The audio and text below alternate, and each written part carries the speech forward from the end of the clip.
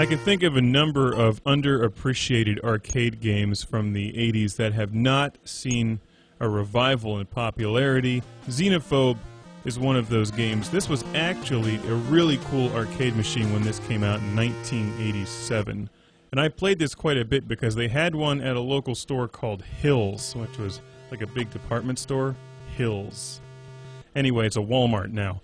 But they had popcorn stands and always one or two video games. At one point they had XENOPHOBE, and then I think they switched it out for Rolling Thunder, which is another awesome arcade machine.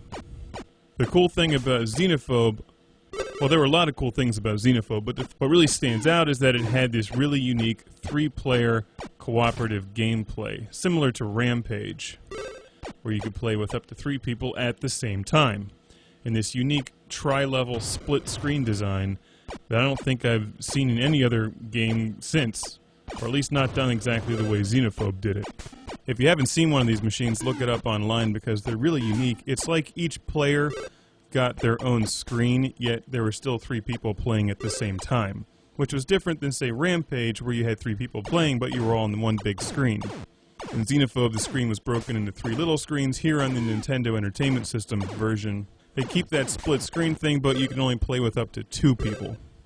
And although you were playing on your own personal screen, so to speak, if you entered a room where one of the other characters was, then you'd have them show up on your screen as well as you showing up on theirs.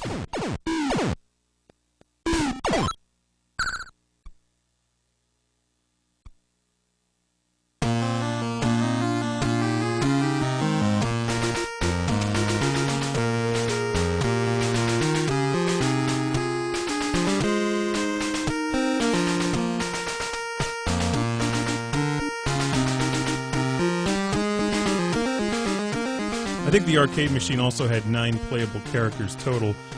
Here you get 3.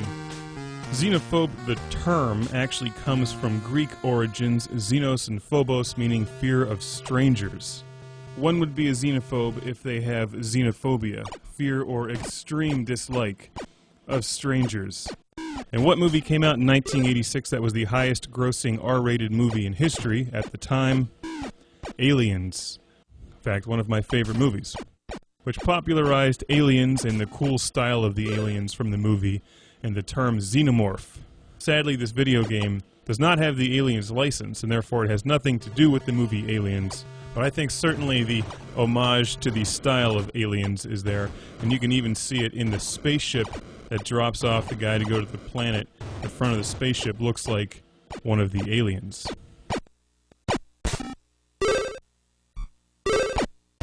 This is one of those NES games that I have fond memories of from when I was younger, and I've had tucked away in a shoebox full of NES games for about 2 decades now. After playing it for a while, I'm going to tuck it back into its box and put it away. This is one of those games that I remember being better than it is, and this is a far cry from the excellent arcade machine. I guess that didn't bother me as much 20 years ago. XENOPHOBE was a popular game back in the day and actually saw its appearance on many game consoles, including the Atari 7800. And I have that version. I'll cover that in a separate review.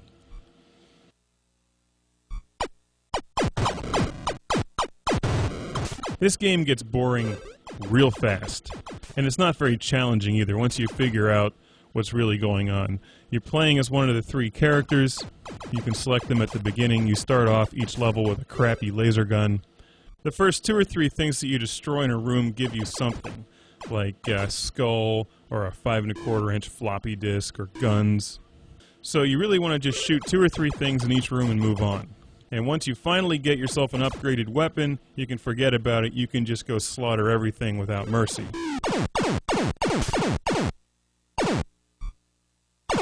To defeat the aliens, for the most part, you wait till they jump near you, jump over them, shoot them in the back, and then move on. Basically, you just run around and shoot as many things as possible, collect as much stuff as possible, because that's what really gets you the points. You get 1,000 points for each item that you collect, and then eventually you'll have, quote-unquote, cleared the base of Xenos or aliens. It gives you a giant silver gumball, and then you get teleported back off to wherever the f*** you came from. I was so bored after playing this game for about a half hour, and my whole objective was to see if I could roll the score over from 999,999, and it doesn't do that. It's very anticlimactic. It just stops at 999,990. Just give me the other f***ing 9 points.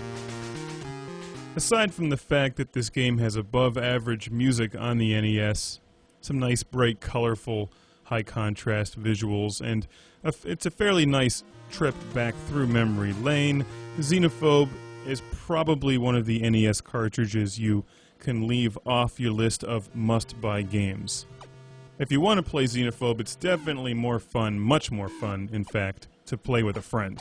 And I'll give you a quick glimpse here of what the two-player screen would look like.